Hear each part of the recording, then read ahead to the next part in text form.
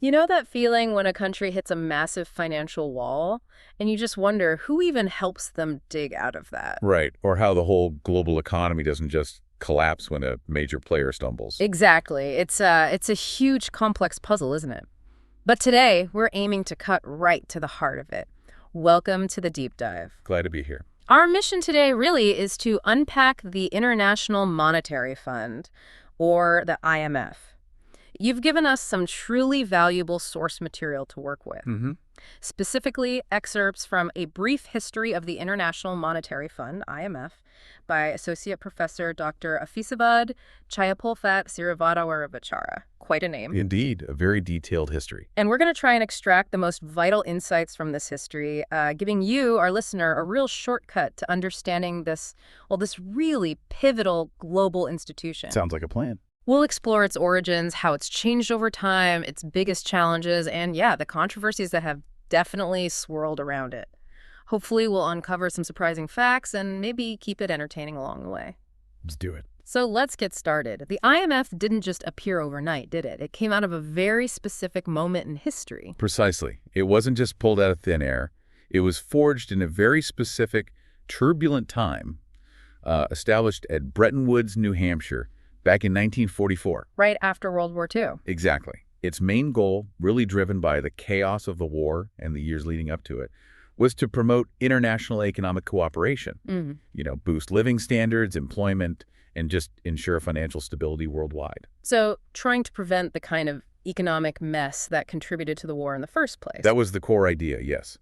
To create a new, stable international monetary system after decades of, instability and competitive devaluations. And the system they dreamt up was pretty ambitious, wasn't it? Our sources mention this fixed exchange rate system. Yes, that was central. Initially, they established a fixed exchange rate system. The U.S. dollar was pegged to gold at $35 an ounce, and crucially, it was convertible to gold. Okay, so gold was the anchor, but they also created something called special drawing rights, or SDRs. That sounds a bit abstract. What are those, practically speaking? Yeah, SDRs can seem a bit strange. They aren't physical money you can hold. Think of them more as an international reserve asset. Basically, a basket of major currencies, the dollar, euro, yen, pound, and yuan now. Okay, so a basket. And the point was? The point was to supplement the existing official reserves of member countries.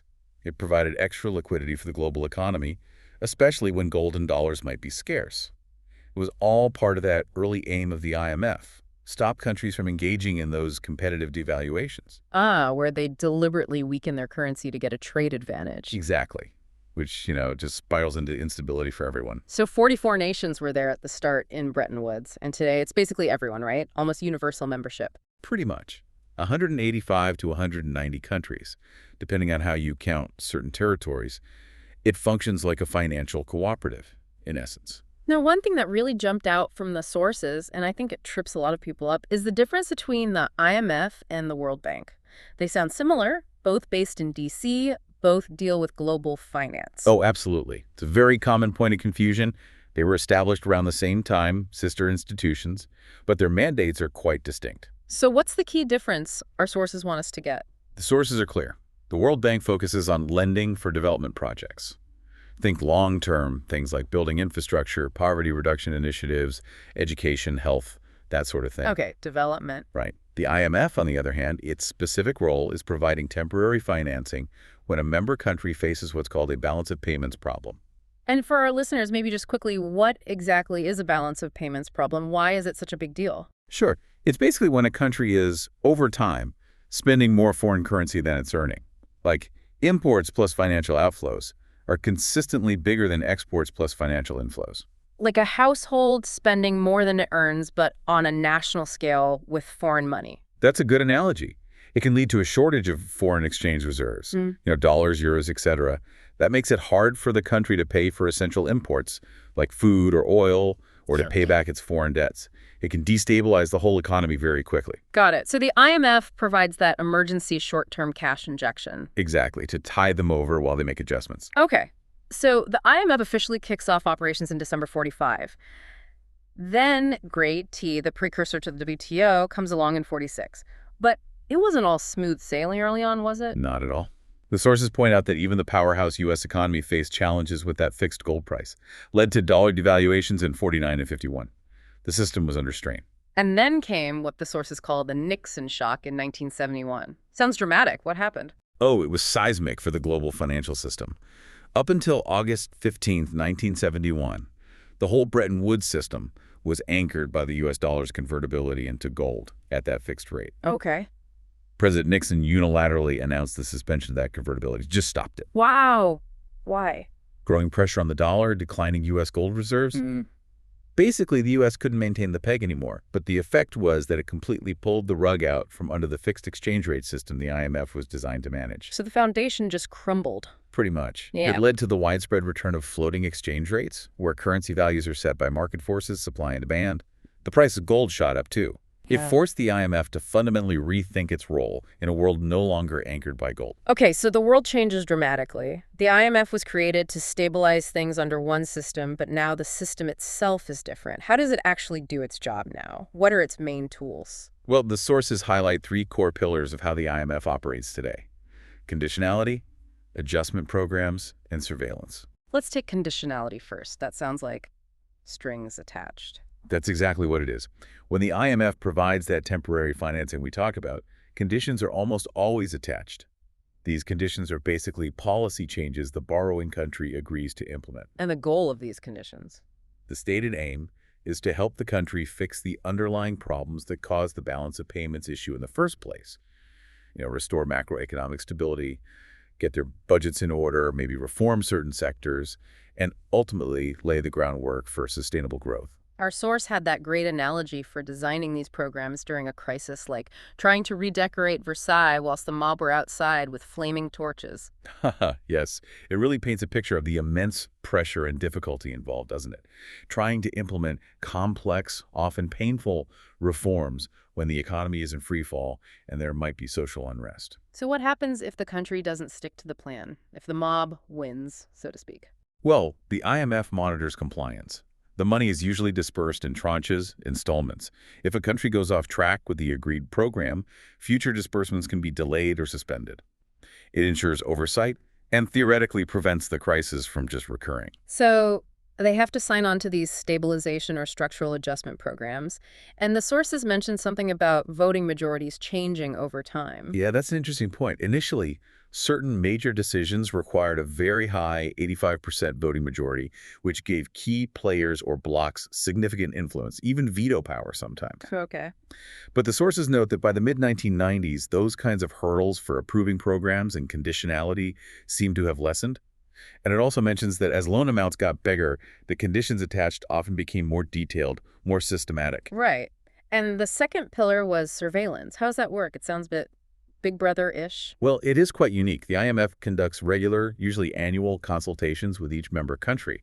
Article 4 consultations are called. Article 4, okay. And during these, IMF teams, expert economists, have really unparalleled access. They get deep into the country's economic data, talk directly to finance ministers, central bank governors, other officials. Wow, that's serious access. It is. They collect key information, access raw data, and the sources even say they're sometimes privy to unsolicited, highly sensitive information. No other international body really has that consistent level of deep economic access across so many countries. So they're like a global economic health monitor, providing checkups and recommendations. That's a good way to put it. They produce reports with findings and policy recommendations tailored to each country's government and central bank. It's a core part of their mandate to oversee the international monetary system and promote stability. Okay, so conditionality, surveillance, and all this takes money. Yeah. Where does the IMF get its funds to lend out? It's funded primarily by its member countries through quotas. Each country joining the IMF is assigned a quota based broadly on its economic size and position in the world economy. And this quota determines? Two main things: how much the country contributes to the IMF's resources and its voting power within the institution. Bigger economy, bigger quota, more voting power. Ah, so not quite one country, one vote. Definitely not. Huh. While legally all members are equal, in practice, economic size heavily dictates influence. The day-to-day business is run by the executive board. It has 24 executive directors. 24 representing almost 190 countries. How does that work? Well, the largest economies, the US, Japan, Germany, France, the UK, have their own executive director. Other directors represent groups of countries, often geographically or economically linked, so some directors speak for quite a large number of nations. That really highlights how economic power translates into institutional influence on a global stage, which brings us to the critical question. How well has all this actually worked when major crises hit? Because history isn't short on those. No, it certainly isn't. And when you look at those major global financial crises, the IMF is almost always right there in the thick of it. And often its role becomes extremely controversial. Let's look at some examples our sources highlight. The Latin American debt crisis in the late 70s, early 80s. Mexico seems like a key case study there. Absolutely. In October 1982, Mexico basically announced it couldn't pay its debts and needed to renegotiate, putting a temporary stop, a moratorium, on payments. Major shockwaves. And the IMF response. Immediate intervention. A $1.5 billion loan package was put together very quickly. But, and this is crucial, it came with heavy conditions. Mexico had to agree to constrain its economic adjustments strictly according to the IMF's program. The sources say this was seen as a rescue by some. Yes, it prevented an immediate chaotic default that could have spread. But it also drew massive criticism, didn't it? Particularly from right-wing observers. It did. The criticism, as noted in the source material, was often centered on the types of policies imposed what became known as neoliberalism or the Washington Consensus. Can you unpack that Washington Consensus term a bit? What did those policies generally involve? Sure. It's a term that came to represent a set of about 10 free market-oriented policy prescriptions.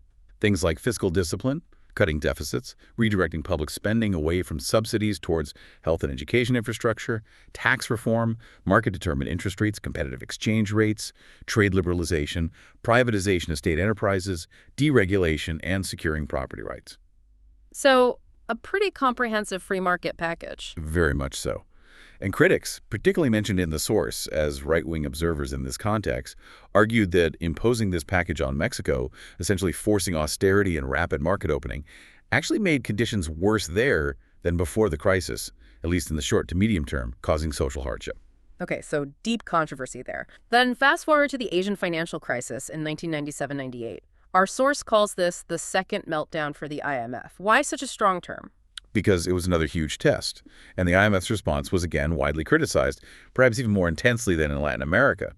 The fund put together large stabilization programs for Thailand, Indonesia, South Korea, the Philippines. Right, major economies in the region. Exactly.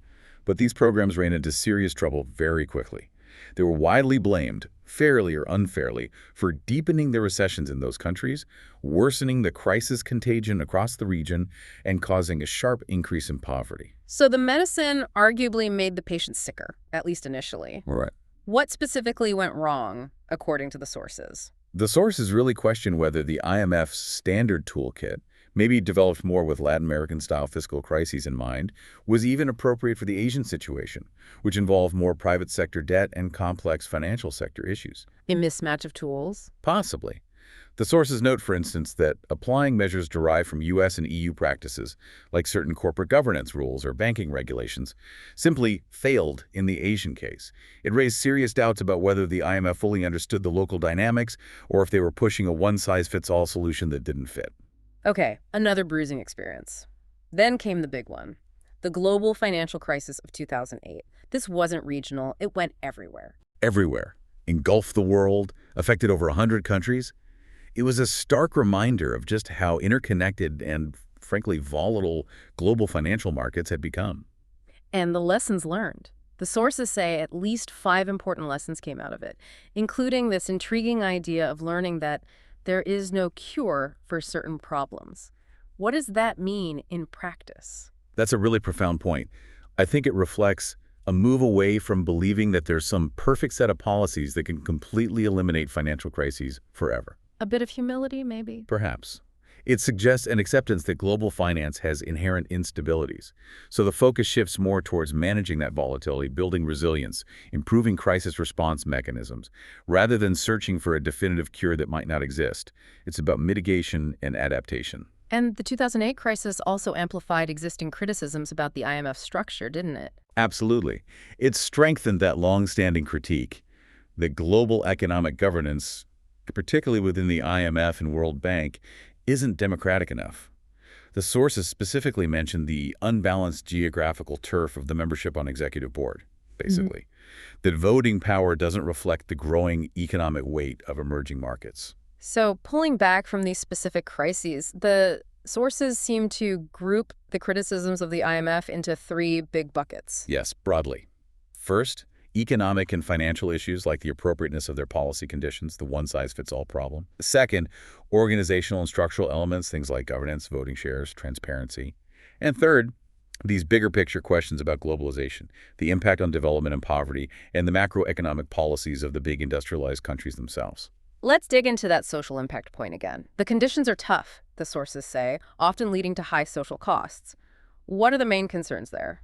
A major recurring criticism is that IMF adjustment programs historically forced governments to make deep cuts in social spending, things like health, education, food subsidies, social safety nets. Which hits the poorest the hardest, presumably. Exactly.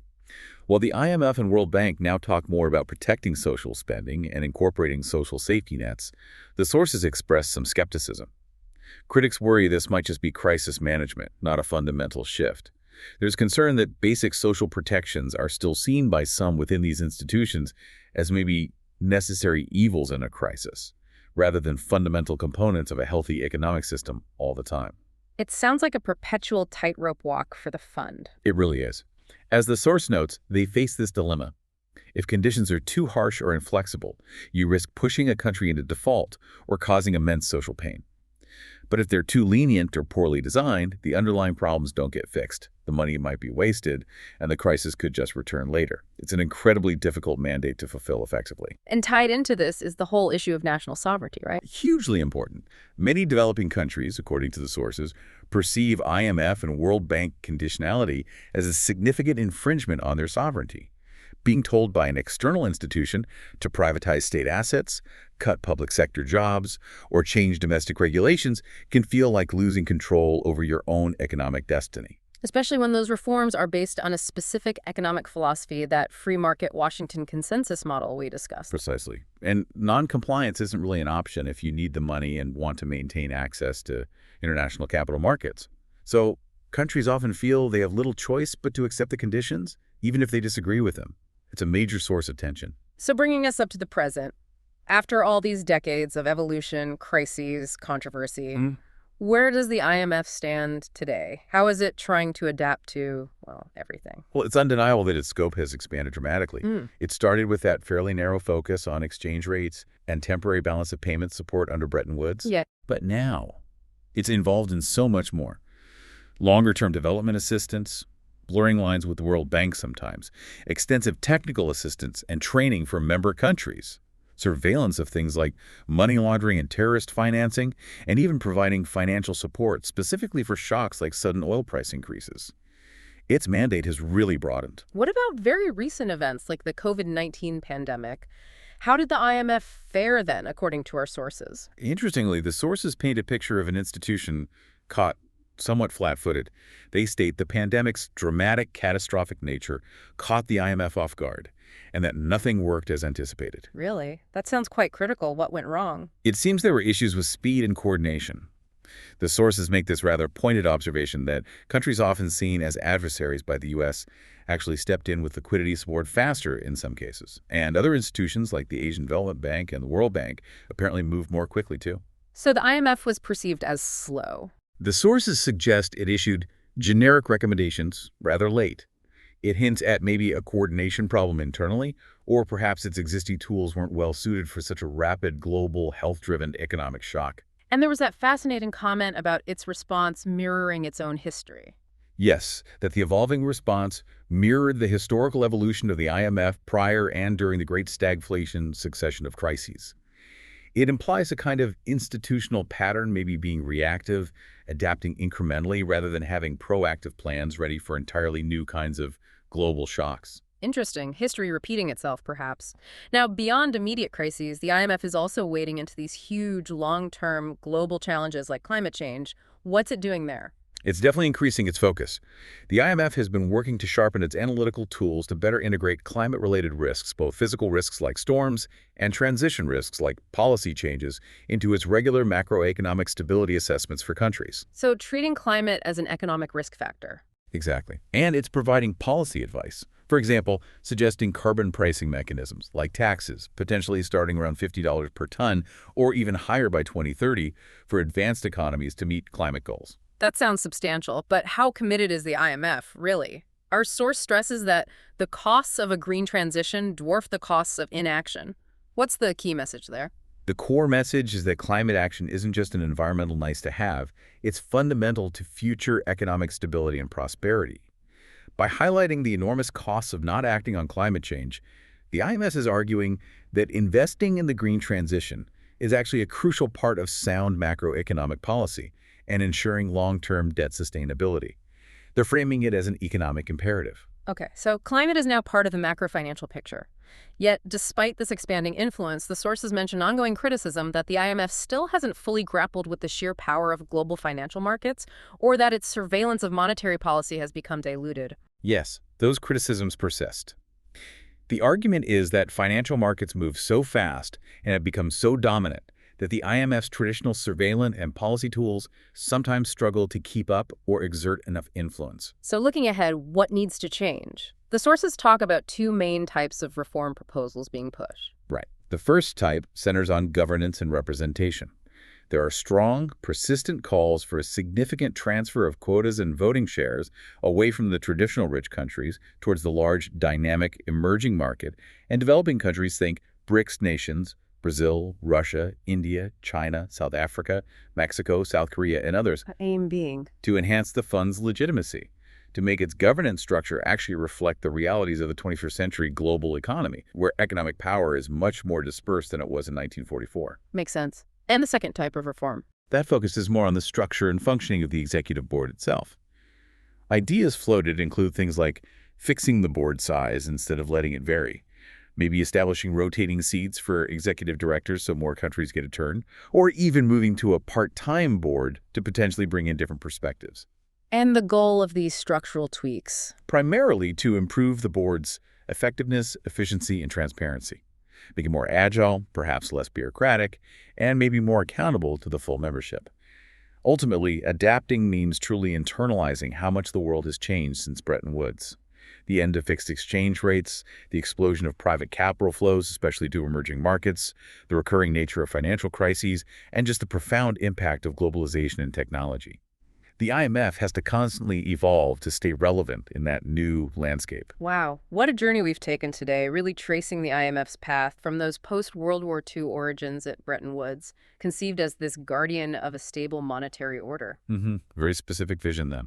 Through its evolution navigating massive shifts like the Nixon shock, its often controversial interventions in huge crises, like the Latin American debt crisis or the Asian financial crisis. And definitely some turbulent times. And grappling with those deep criticisms about conditionalities, sovereignty, social impacts, it's clear this isn't just some static bureaucratic body. It's constantly wrestling with this incredibly complex, ever-changing global economy. Absolutely. Right up to dealing with pandemics and the existential threat of climate change. Yeah.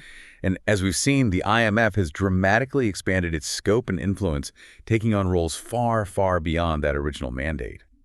But the challenge remains huge. How does it adapt its traditional structures and ways of operating to these new realities? Like the speed and power of global finance and that constant pressure for more fairness and inclusivity in its governance. So for you, our listener, maybe here's a final thought to chew on as we wrap up. The world keeps throwing unprecedented challenges at us, right? Future pandemics, the accelerating climate crisis, ongoing shifts in who holds economic power. The challenges aren't getting smaller. So how can an institution like the IMF, founded almost 80 years ago in a completely different world, genuinely evolve? How can it effectively serve all its members and promote global stability without inadvertently reinforcing some of the very imbalances it's supposed to be correcting? That's the multi-trillion-dollar question, isn't it? It really is. What kind of fundamental changes are truly needed for the IMF to remain not just relevant, but also a widely respected and trusted institution in the century ahead? Something to think about.